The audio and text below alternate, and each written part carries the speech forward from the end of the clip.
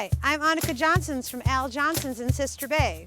I hope you enjoy my new video series called Door County Girl. These are stories of my life, the people and places that I love, and of course how we all survive here in northern Wisconsin. You can come back as often as you like, but don't forget to subscribe to Al's YouTube channel. I'll be posting lots of really cool new videos. So let's go!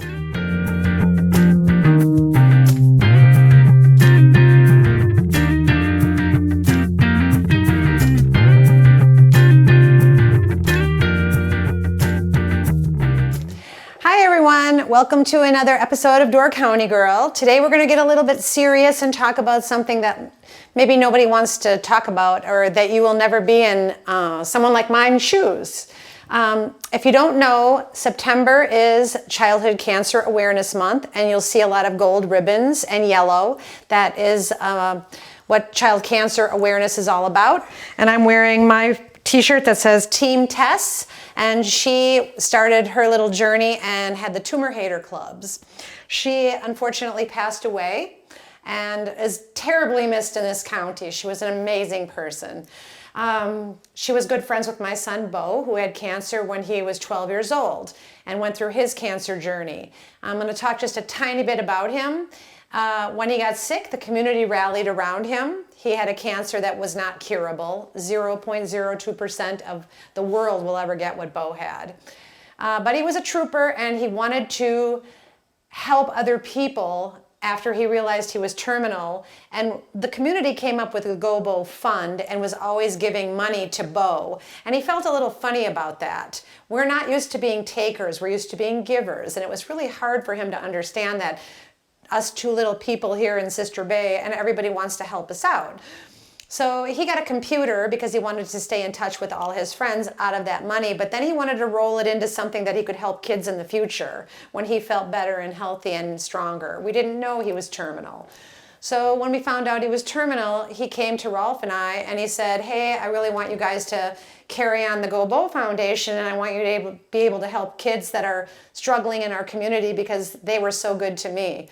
So he gave a little speech at school about the butterfly effect, and it doesn't matter where you live or anything like that, but you should be able to try to help each other, and you can never have enough friends, and you should always have each other's back. So we're actually here to talk a little bit today about something that happened. Well, I'm going to have Rolf say real quick, what does the Gobo Foundation do? Yeah, right. So what she's saying is also a lot of foundations and a lot of charitable networks will give money to the person that is sick to help get better. But sometimes these people have insurance, or sometimes their medical costs are already picked up, but there's a lot of other things that happen behind the scenes. Travel expenses, which include overnight stays, gas, food. Things like that, whether grandparents are able to go and see, mortgages need to be paid, parents work, can they take a day off of work? The Gobo Foundation will address those things as well. So if there's somebody out there that needs us, it's open to anybody that lives in Door County that's a minor, and even if they are not, we can help direct them in the right place to go. So that's what we do. We raise money. We advance it forward for cures and research, but the abundance of it goes to families that are in need of our assistance. And it's not just our assistance, it is a whole community that got together. And we are continually blown away how many people give.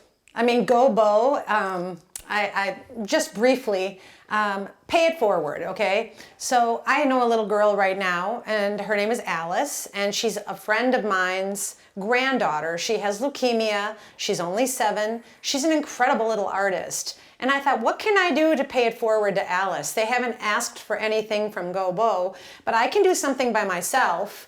So I ended up buying some art supplies and all different coloring books for adults and grown-ups and everything. And for 2 days over Labor Day weekend, I had a Art for Alice sale. And the money's just going to go to Alice and her family. What do they need? They may need gas cards. They may need a wheelchair ramp built because all of a sudden your child is in a wheelchair and you can't get a handicapped accessible tub. The dad maybe can't work because he's got to spend time with Alice because she's sick all the time. I mean, there's things that people need that they don't think about until they're put in that position.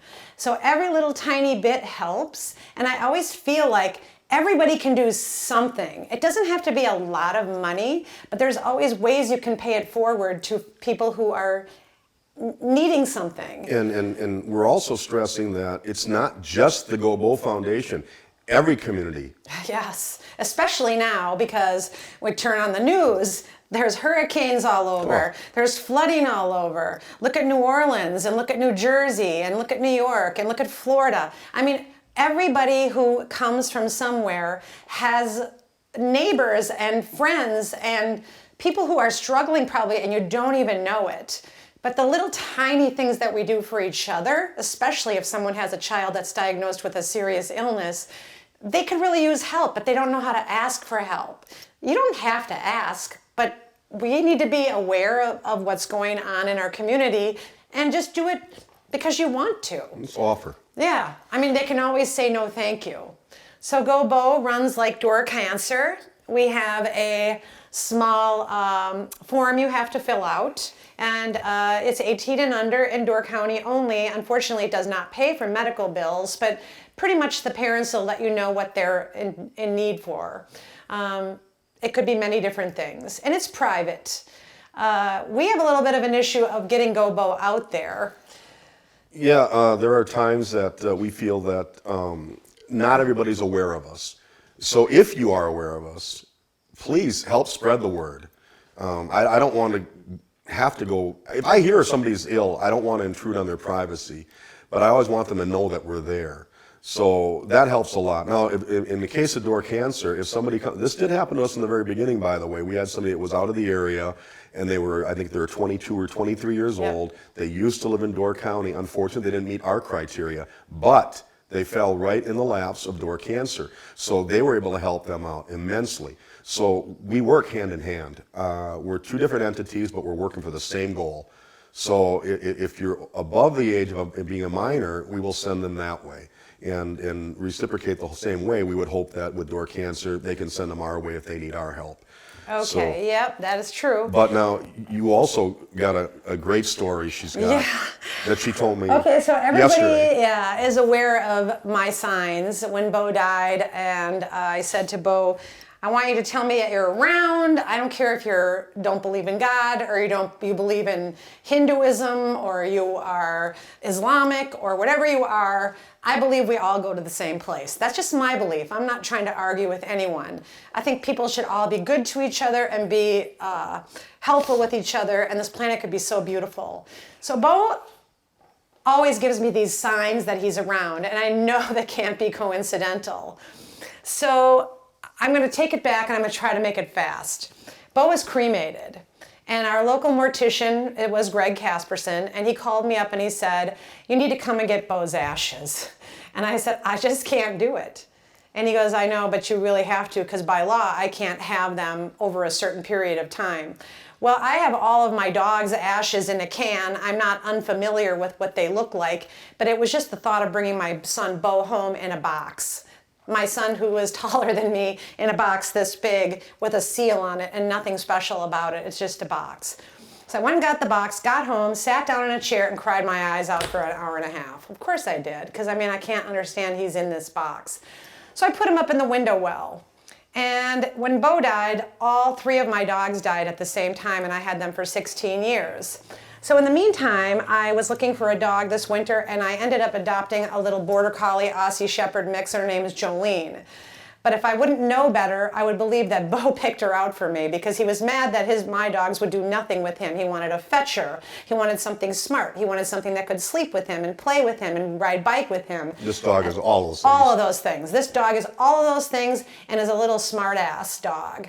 And this dog will sleep in the bay window and always have her head on Beau's ashes, like right where the can is. And at night, she sleeps in my room, but halfway through the night, she jumps out of my bed, she goes right into my son Beau's room, and she lays right at the end of the bed and sleeps at the end of Beau's feet, like he's there. So anyway, that's not really what I'm talking about is the dog. But my son's brother's birthday is coming up in September, in a couple days now. And I got him a little pendant that you can put the ashes in. But that means that I'd have to open up the can. And I really didn't have, I didn't want to open the can because I just can't do it. But I had no problem opening up the can. I sliced it open with a knife. I opened up the package. It looks like you're opening up a bag of cookies, but it's just a bag of bones and dust. And I opened it up and I put some in there and I screwed it shut. And I put together a beautiful picture frame of him when Beau was a baby, and when Beau had cancer, Beau had an opportunity to go down to Florida and go shark fishing. And Zach is the first person that's going to get a pendant with Beau's ashes in it. And I put a little tiny note in the box that said, you will always carry a piece of Beau with you, and Beau will always carry you. And I love you, happy birthday, and you're the first person to get Beau's ashes. And I was gonna, right when I finished sealing the seal, and I was just gonna finish up, the phone is ringing. And people who know me know that, I don't answer the phone. But I heard it ringing and it was a friend of mine, and I thought something bad happened because she always texts. And she goes, are you sitting down? And I said, no, I'm not. And she goes, well, you need to sit down to hear this. So I sat down, I was sitting outside on my porch, and I know that this year the Gobo Foundation is in its 10th year for our cookie sale. And for those of you that don't know, cookie artists from all over the country and all over the world donated for the last 9 years, have donated, or 8 years, because we couldn't do it last year, cookies that were Halloween themed or fall themed, and we would have a big fundraiser on Columbus Day weekend and Fall Festival weekend, and all the money that we raised in those 7 days would go to the Gobo Foundation, and a $25,000 check goes to the MAC Fund, which is the Midwest Athletes Against Childhood Cancer. They're in Children's Hospital in Milwaukee. Check them out. They're an awesome group that does a lot of cancer research, and that's what kids need. That's why we chose it. And the other money we put in the Gobo Foundation in hopes that people will know about us and come and ask for help. So we know now that we aren't going to do our Gobo cookie sale anymore.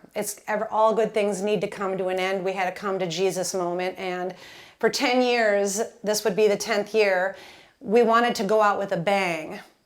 And we wanted to raise a cumulative amount of money of $300,000. And we had 32,000, I think it was 32,000, I'm terrible. We needed to raise $32,645 to make a $300,000 goal and go out with a bang. Last year, we did an online fundraiser. This year, we were going to do another online fundraiser. We haven't even put it out there yet. We haven't told anybody yet. I just put my son's package together for his brother, and a woman anonymously donated the exact amount that we needed, the $32,400 and some dollars, to round it up to a $300,000 cumulative package. So we don't have to fundraise this year for the cookie sale. We don't have to ask for the community's help. I'm a little bit overwhelmed because the person's anonymous. I mean, I know who it is, but I'm not going to talk about it because I would want to remain the same, anonymous. I mean, Rolf doesn't know who she is. Nobody knows who she is. I want to be that person to be able to donate things like that. I raise little bits of money and to do so much good, but it just blew me away that she would want to help us. But she just said that it happened to be the exact amount of money that she had left in a family trust. And when she heard that that was the amount, it just had to be to Gobo, because she has been such a huge part of helping us every year with the Gobo. So that's my story about that. And in the meantime, we had already been toying with the idea, what do we tell all our cookie artist friends that want to keep this going every year? They love it. They love helping. They love that we're a good cause. They love that everything they do just by making a cookie makes such a difference in the world. Well, we were trying to go out with a bang, meaning everybody that has helped us in the past, or anybody who follows Gobo, we want you to do the butterfly effect. We talk about people that need help in your own communities. I mean, they're all over the place. People struggle and you don't even know it. I mean, I go to bed every night in a comfortable bed. I don't have to worry about flooding or fires or mudslides or things like that. And I feel very lucky, but I am able to try to pay it forward. So what we're asking for now is, instead of having our cookie sale this year, we wanted all our supporters that come and purchase cookies from us, some way, do something good for someone else in your own community or someone you know that needs help. It doesn't have to be huge, it can be something very small. Beau's message was to always pay it forward. The butterfly effect. If you help someone and then in turn, they may have never been helped before, but they may feel like, wow, I can do that, I can help someone else. And what my point is all the cookie artists and everyone who's ever helped us out in the past 10 years, we can't thank you enough for your support. We're just this teeny little tiny foundation up here just trying to plug along and do good in the world. And we've been able to do good in the world because of all of you. And we would love for you to possibly have a little bake sale in your area or do something good in your area. And in Beau's name, pay it forward to the people that need help in your own communities, because that's what it's all about, just paying it forward. We've met our goal thanks to this anonymous donor. And we don't need that right now, but there's so many people that need. And our message to you is butterfly effect. Flap your wings, make a little turbulence, and get on it. Help some people. I can assure you, when my sister told me this yesterday, I teared up. It's so hard.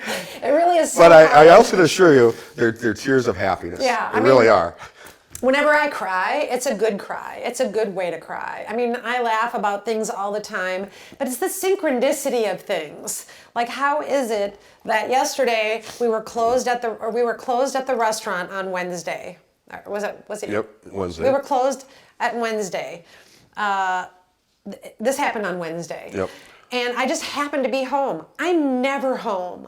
I work all the time like him and everyone else. We're always working. I don't even answer my phone until 4 o'clock. I won't even look at my phone. How did I hear it ring? Rolf knows I'm deaf. I don't even hear him talking to me half the time. And then I looked down and answered the phone after I just put Beau's ashes in my other son's cremation pendant. How does that happen that exact moment is when someone donated the money? Right, and Rolf is kind of a non-believer. Yeah, I'm a huge skeptic of everything. Whenever she tells me these stories, she says, explain that. And I can't explain these things. And I know that Rolf, Beau's biggest fear in life was he was never going to see Rolf again, because Rolf didn't believe like I believed or how he believed. But I always said to Beau, don't you worry. Everybody who's a good person is going to end up in the same place. And you can be the first one to say, I told you so. So every time something happens to me that's a good story, I always tell Rolf, and I go, you don't worry, Beau will be up there just waiting for you to say, like he can say, said, I told you so. And I can't explain. I can't explain it. I mean, he can't, it's not that you don't believe in anything, you just don't know what it is. Exactly. And none of us do. But I love the signs. I love the stories of the signs. I love the things that happen. Even when I come across the penny that you talk about, I'm like, it's just a penny. Oh, it is. But I got to convince myself it's just a penny, because you might be right. It might be a sign. And I think that there's a lot of things that you probably have that you haven't told me, that you kind of want to say, well, Maybe. this weird thing happened to me, but you don't want to share to me because you don't want to tell me. It might enforce your side of the story, your argument. Yeah, so anyway, the Gobo Foundation, I mean, I could name kids that I have met on the hot unit that once a kid has cancer, and once your family members have cancer and other people help you, you kind of get the bug. You want to help once you're better, or once you can help others and you're strong enough to get out there and do it again. You may not be able to do it for a couple years because you're always in treatment, but those kids are unbelievable that you meet. I would not be the person I am today if it wasn't for these kids that I've met on the hot unit. They're incredibly inspirational. They trudge every day forward. They never they very rarely do they complain. They just want to get it over with. They want to go forward and get it over with.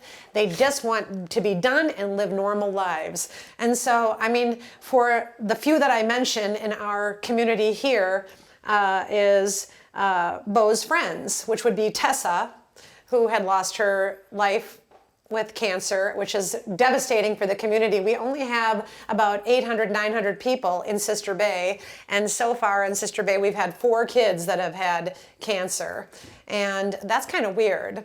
And not saying anything bad about Sister Bay, but I just find it very unusual that growing up we didn't really see that very much, and now all of a sudden there's this little pocket, you know. Sure. And Beau's friend Teo is doing great. He had glioblastoma.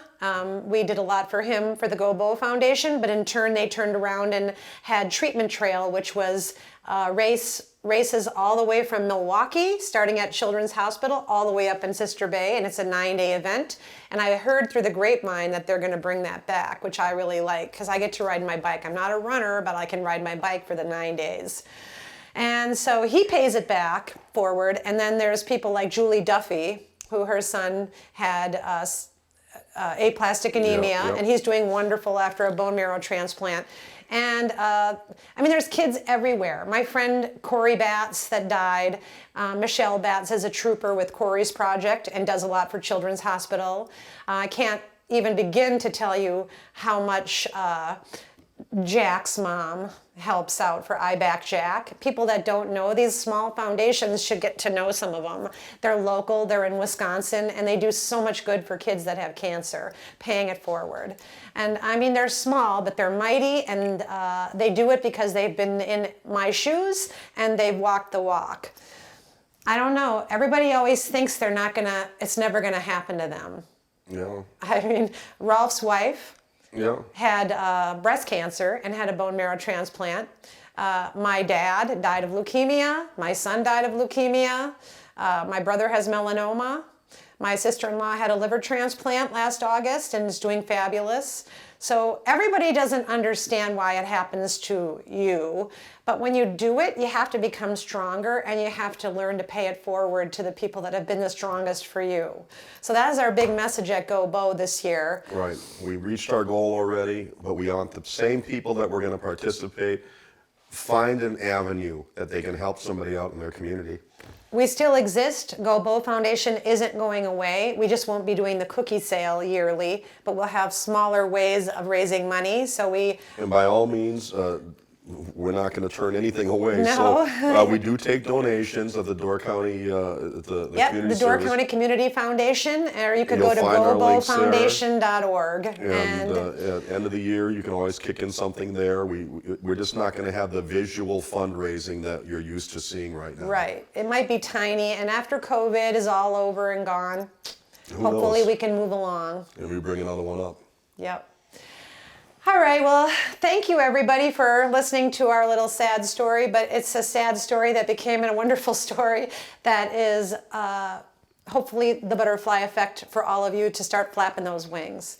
So until we join you again for another Door County Girl episode, don't forget to like and subscribe to YouTube channel, and we'll see you again soon. And pay it forward. Pay it forward. YOLO. Thanks for watching Door County Girl. Don't forget to subscribe, and we will see you next time.